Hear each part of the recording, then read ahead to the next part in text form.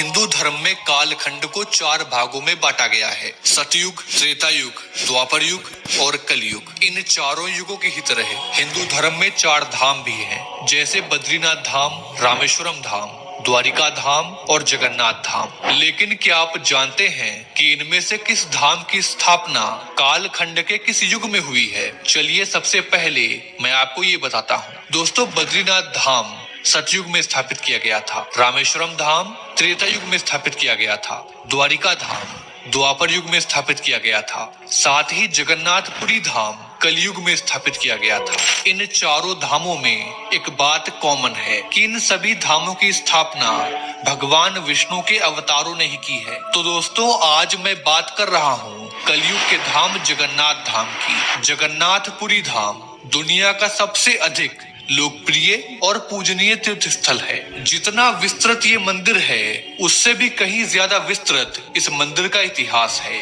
यानी कि हमारा इतिहास है। इस इतिहास के साक्षी हैं प्रभु श्री जगन्नाथ जी, जो अपनी बहन सुभद्रा और बड़े भैया बलदाऊ जी के साथ इस मंदिर में निवास करते हैं। इस मंदिर में भगवान की सिर्फ पूजा नहीं की जाती, बल्कि पूरा का पूरा त्योहार मनाया जाता है। वैसे तो जगन्नाथ जी इस समस्त चराचर जगत के पिता हैं, लेकिन यहाँ पर प्रभु की लीला ही अलग है, क्योंकि इस मंदिर में प्रभु जगन्नाथ जी को स्नान कराया जाता है। अब आप ये कहोगे कि भाई इसमें क्या नया है, लेकिन मेरी बात तो पूरी सुनो। जैसे ही भगवान जगन्नाथ जी स्नान करते हैं, उसके बाद वे बीमार हो जाते हैं। इतना ही नहीं, उन्हें दवाइयां भी दी जाती हैं। 15 सालों में उनका पुनर्जन्म भी होता है। जब वे बोर हो रहे होते हैं तो वे नगर भ्रमण के लिए भी निकलते हैं, अपने भक्तों से मिलते हैं, उनकी बातें सुनते हैं और साथ ही अपनी मौसी के घर 7 दिनों के लिए जाते हैं। अगर अब तक आप हैरान नहीं हुए हैं तो आगे सुनिए। भगवान जगन्नाथ मंदिर में घटित घटनाओं के माध्यम से अपने भक्तों को भविष्य में होने वाली आपदाओं एवं महामारियों के संकेत देते हैं। दोस्तों, ये मंदिर पूरी तरह से चमत्कारी मंदिर है, इसलिए यहाँ जो भी वैज्ञानिक शोध करने के लिए आते हैं, वे बस अपना सर खुजाते रह जाते हैं। इस मंदिर की अनेकों ऐसी कथाएं एवं रहस्य हैं जिनके बारे में आप कुछ भी नहीं जानते हैं। तो मित्रों, इस वीडियो को एक बार अंत तक अवश्य देखिएगा, क्योंकि इस वीडियो में मैं आपको जगन्नाथपुरी मंदिर का काला इतिहास बताऊंगा, जो कि आपसे छुपाया गया या फिर मिटा दिया गया। भगवान जगन्नाथ जी के चमत्कार बताऊंगा, पूरी मंदिर को लेकर की गई भविष्यवाणियां बताऊंगा, भगवान जगन्नाथ के 7 दिनों तक चलने वाले त्योहार यानी कि रथ यात्रा की पूरी कथा बताऊंगा। इसलिए इस वीडियो को एक लाइक अवश्य करें। वीडियो पसंद आए तो चैनल को सब्सक्राइब अवश्य करें और साथ ही नीचे कमेंट बॉक्स में एक बार सच्चे दिल से जय जगन्नाथ अवश्य लिखिए। दोस्तों, अब आप भगवान जगन्नाथ को जानते हैं, उनकी पूजा आराधना करते हैं। आप ही नहीं बल्कि विदेशी लोग भी भगवान जगन्नाथ के दर्शन के लिए पुरी आते हैं। लेकिन कईयों साल पहले ऐसा बिल्कुल नहीं था। पहले विदेशों से कोई न कोई आता तो था, चाहे वो मुस्लिम आक्रमणकारी हो या फिर अंग्रेज ही क्यों ना हो। सबका बस यही उद्देश्य होता था कि या तो वे मंदिर को तोड़कर नष्ट कर दें या हिंदू मंदिरों को लूट लें और लूटे हुए खजाने को वे अपने देश ले जाएं। ऐसा कई बार हो चुका है कि भगवान जगन्नाथ को मंदिर से बाहर छुपकर रहना पड़ा है, क्योंकि जब भी आक्रमणकारी भगवान जगन्नाथ के मंदिर को तोड़ने की कोशिश करते थे, तब उन्हें मंदिर से निकालकर कभी कुएं में, कभी गुफाओं में, तो कभी जमीन के अंदर छुपा दिया जाता था। क्या आप जानते हैं कि जगन्नाथपुरी मंदिर पर लगभग 18 बार आक्रमण हो चुके हैं और यही सबसे बड़ा कारण है कि इस मंदिर में गैर हिंदुओं का प्रवेश वर्जित है। दोस्तों, आप ये जानते होंगे कि जगन्नाथ मंदिर को धरती का 8वां वैकुंठ कहा जाता है, यानी कि जो भी भक्त यहाँ पर जाता है और भगवान जगन्नाथ जी के सच्चे मन से दर्शन करता है, वो जन्म मरण के बंधन से मुक्त हो जाता है। लेकिन क्या आप ये जानते हैं कि जगन्नाथ मंदिर में जाते वक्त और वहाँ पर दर्शन कर वापस आते वक्त यदि आपसे एक गलती हो गई तो फिर आप जन्म मरण के चक्र से कभी मुक्त नहीं हो पाएंगे। मैं ऐसा क्यों कह रहा हूँ, चलिए शुरू से बताता हूँ। जगन्नाथपुरी मंदिर में कई द्वार हैं, लेकिन सभी द्वारों में सिंह द्वार सबसे ज्यादा रहस्यमयी है, क्योंकि वहाँ पर 22 रहस्यमयी सीढ़ियाँ हैं। प्रत्येक सीढ़ी का अपना महत्व है। कोई सीढ़ी ज्ञानेंद्री का प्रतीक है तो कोई सीढ़ी 5 तत्वों का, पर इनमें सबसे खास सीढ़ी है तीसरी सीढ़ी, जिसमें काले रंग का पत्थर जड़ा हुआ है, जो साक्षात यमशिला है, यानी कि यमराज जी का पत्थर। दोस्तों, कलयुग की शुरुआत में जब यमराज जी ने यह देखा कि श्री जगन्नाथ के दर्शन करने वाले जन्म मरण से मुक्त हो जाते रहे हैं, चाहे वो कर्म कैसे भी करें, तो यमराज जी पुरी जाकर माता लक्ष्मी और जगन्नाथ जी को अपनी चिंता बताते हैं। माता लक्ष्मी यमराज जी को तुरंत चले जाने के लिए कहती हैं, क्योंकि जगन्नाथ जी ने लोगों को जन्म मृत्यु के चक्र से मुक्ति दिलाने के लिए पुरी को चुना था। तब जगन्नाथ जी यमराज जी को रोकते हैं और उन्हें 22 सीढ़ियों में तीसरी सीढ़ी पर लेट जाने के लिए कहते हैं, और साथ ही उन्हें ये वरदान भी देते हैं कि यदि कोई मंदिर में प्रवेश करते वक्त आप पर पैर रखे तो उसके सभी पाप दूर हो जाएंगे, पर यदि कोई मंदिर से बाहर जाते वक्त आप पर पैर रख देगा तो आप उससे मेरे और मेरे मंदिर द्वारा प्राप्त सभी पुण्य छीन सकते हैं।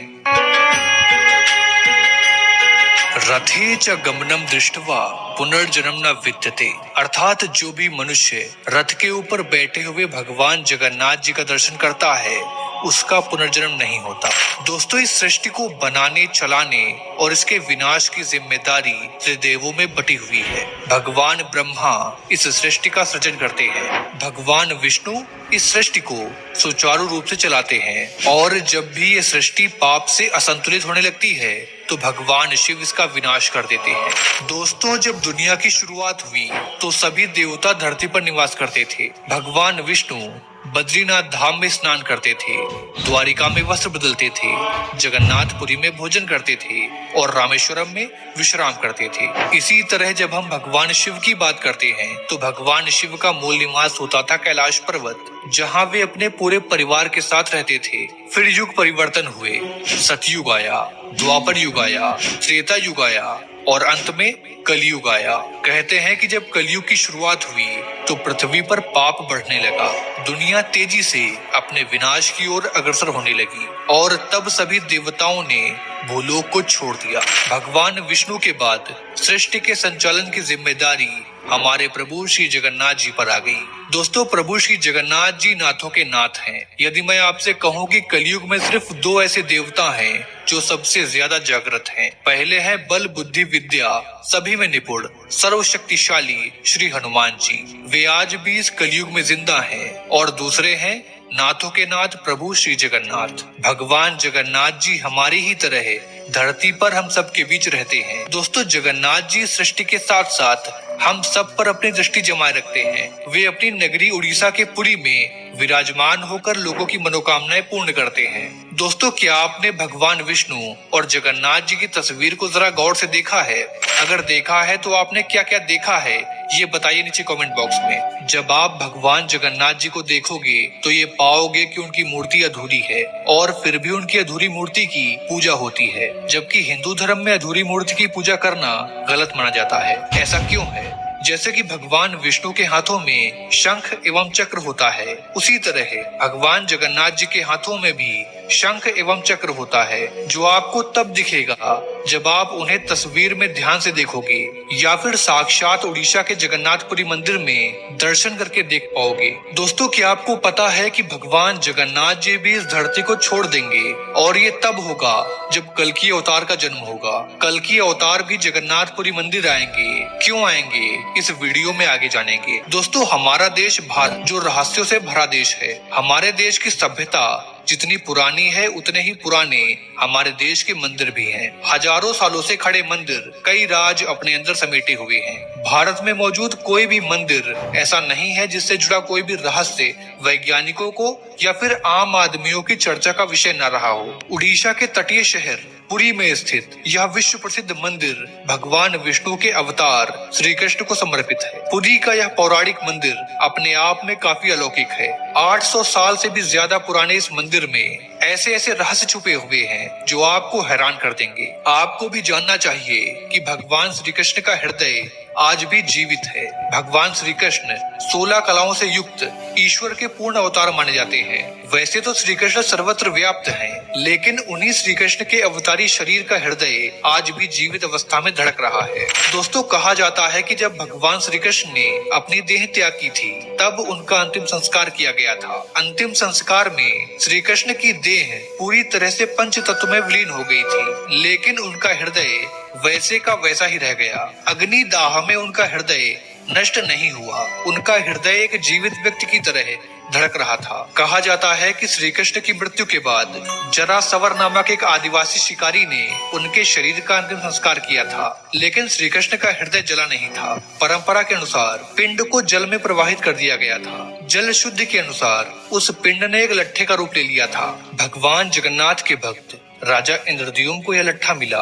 उन्होंने भगवान विश्वकर्मा के द्वारा इस लट्ठे को भगवान जगन्नाथ की मूर्ति के भीतर स्थापित करवा दिया। कहा जाता है कि भगवान श्री कृष्ण का हृदय आज भी जस का तस धड़क रहा है और वो भगवान जगन्नाथ की काठ की मूर्तियों के अंदर रखा हुआ है। दोस्तों, भगवान जगन्नाथ का रहस्य आज भी कोई जान नहीं पाया है। भगवान जगन्नाथ की मूर्तियों को हर 12 साल में बदला जाता है। इस प्रक्रिया को नव कलेवर कहते हैं, या हम ये कह सकते हैं कि इस दौरान भगवान जगन्नाथ का पुनर्जन्म होता है। इस दौरान पूरे शहर की रोशनी बंद कर दी जाती है। बिजली बंद करने के बाद मंदिर के पूरे परिसर को घेर लिया जाता है। सीआरपीएफ व सेना के संरक्षण में आने के बाद मंदिर में कोई भी प्रवेश नहीं कर सकता। पुजारी की आंखों पर पट्टी बांध दी जाती है। उनके हाथों में मोटे मोटे दस्ताने पहनाए जाते हैं। मंदिर के अंदर घोर घने अंधकार के बीच पुजारी उस पदार्थ को बाहर निकालता है, फिर उसे नई मूर्ति में स्थापित कर देता है। इसी भगवान श्री कृष्ण के हृदय को